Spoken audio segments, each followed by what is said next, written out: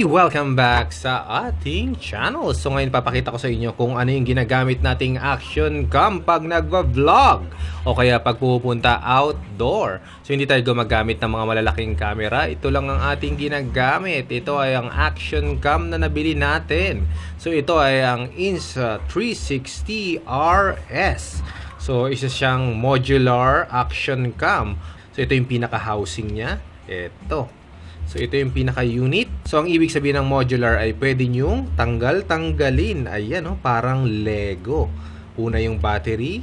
Sumunod yung pinaka-core. So, ito yung pinaka-core natin. Yung pinaka-system o yung nagpapatakbo mismo dito sa pinaka-Insta360. At ito yung pinaka-lens natin. So, ang binili natin ay ang twin edition ng Insta360 One RS. So, ang ibig sabihin, meron siyang dalawang lens na kasama. Ito ay ang 4K boost para sa mga 4K video na merong 2.4 na aperture at 16mm equivalent. So, yun yung mga term na ginagamit sa mga nag-video o nagka-camera gamit yung mga lens nila. So, ibig sabihin, magandang quality at malinaw na ang kanyang mga shots. At ang kasama niyang isa pa ay itong pang 360 video natin. So, ito ginagamit to para makuhaan mo yung pinaka video o buong paligid nang hindi mo na tinututok yung camera kasi meron na siyang dalawang lens o camera dyan. Ito yung front and back. So yan, ang paikot niya na ay 360 video. So yun yung nakikita natin na merong mga invisible stick na nagmumukhang drone shot na kunyaring meron kang tagahawak ng video sa malayo. Pero ito lang yung ginagamit dyan, 360 lens. So yun, yung nabili nga natin na ay twin edition ng Insta360 RS na merong kasamang dalawang lens na pang 4K lens na pang tutok lang tulad ng mga sa ibang action cam dyan. At ito yung kasama niyang bonus na merong 360 lens. So syempre, pag nagkaroon ka ng ganito, napaka-importanting magkaroon ka rin ng extra battery. So yun ito, kailangan natin ng extra battery tuwing lalabas tayo para hindi na tayo nag-charge. So yun, meron ng kasamang charger. So ito na yung pinaka-charger natin. Ayan, no? So, ikakabit mo lang yan dyan. So, dalawa na kagad ang pwede niyang i-charge. So, itong charger na to pwede niyong i-charge via power bank o sa mismong outlet natin. So, meron siyang Type-C na port. Tapos, sa kabila naman yung mini port ng mini USB natin na wire, na adapter. So, mas ginagamit na ngayon itong Type-C kaya okay na okay itong charger na to. Fast charger naman siya. Maabot lang siya ng 30 minutes to 45 para ma-full yung dalawang battery natin. Sumunod na ginagamit ko ay itong pinaka tripod na maliit. So actually binigay lang sa atin to.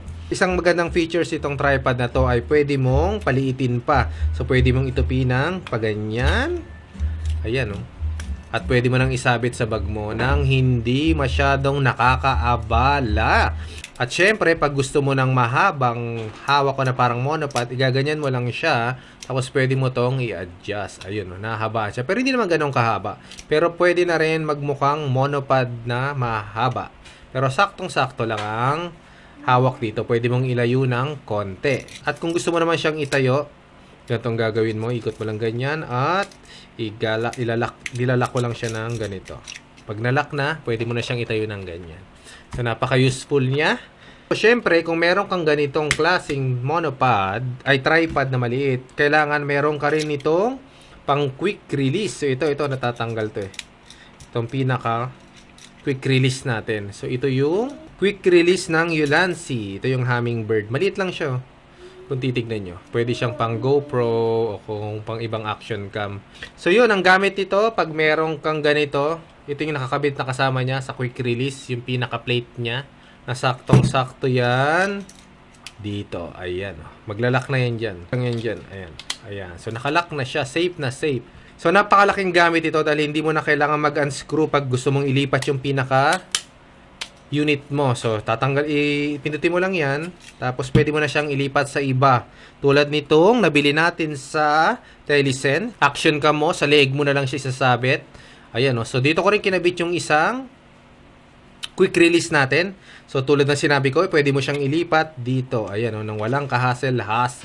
Ayan. So, hindi mo na kailangang hawakan. So, nakasabit lang sa leg mo. Ito yung nakatutok sa pinaka-tao. Ayan. So, syempre, pwede mo rin siyang itayo kung gusto nyo. Yun yung maganda dito sa parang holder na to sa leg. Neck holder ng mga action cam. Pwede mo siyang itayo ng ganyan. So, meron na rin siyang stand kasi nabebend yung pinaka-rubber natin. Ayan o. Yan ang maganda dito. Yun. So, quick release, tanggalin. Ayan. So, pwede mo na ulit ilipat. So, meron pa tayong isa nito sa sasakyan naman. So, pag gusto ko nang ilipat yung shot ko, ilalagay ko lang doon. Clip na siya doon sa pinaka-dashboard natin. Para may mga shot naman yung sa mga daan. So, yun. Malaking tipid kasi hindi mo na kailangan bumili ng maraming action cam. So, ito lang. Isa lang. Pwedeng-pwede na. So, ibalik na natin. So, bago natin ibalik, ito nga palang nabili natin ay maganda kasi pwede mong ilipat-lipat. Kung ito yung nasa unahan mo, kasi ito yung pinaka-screen natin, maliit lang siya compared do sa iba. Pero ang maganda naman dito, kung gusto mong nakaharap sa yung video, pwede mo siyang iikot ng ganyan. So, ibig sabihin, yung video mo nandito na at nakikita mo na yung sarili mo dito sa screen. So, ikabit mo lang ulit yung battery, ayan na. So, pag inon mo siya, on natin. Ayan. Pag inon mo siya at nag-record ka, so, ang makikita dyan sa screen ay itong pinakaunahan. Ayan o, yung camera natin. Ayan. So, yun. So, ilagay na natin sa pinaka-case natin. So, ito, importante itong case na to. Hindi pwedeng wala to kasi baka malaglag at magkalas-kalas siya.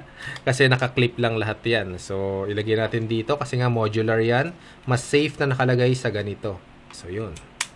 So, ito na yung magiging itsura niya pag nakalagay sa pinaka-case natin. Ayan. Tapos, syempre, isa sa mga binili natin dyan ay itong kinakabit na to. Itong cold shoe. Cold shoe ang tawag dito eh. So yun, dahil dyan kinakabit ko yung pinaka-ilaw natin minsan pag nag-shoot tayo ng madilim o pag gabi. Ayan, ikiklip mo lang dyan. So binili natin tong ilaw na to sa Ulanzi pa rin. So RGB color yan. So pwede mong iba-ibahin. Pwedeng iba-iba yung kulay. Oh. So ginagamit ko yan pang fill lights. Iba-iba. Depende sa team.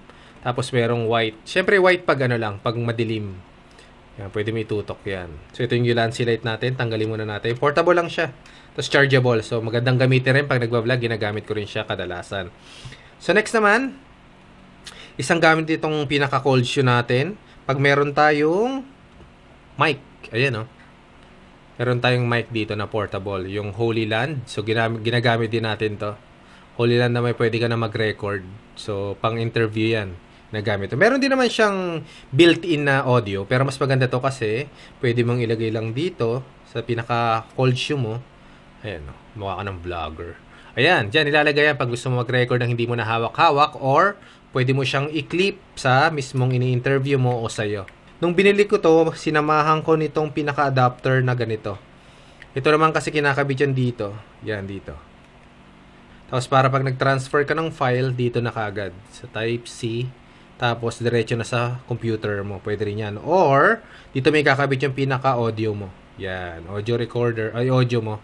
Yung pinaka-remote dito. Kinakabit. Tapos, kakabit mo dito mo.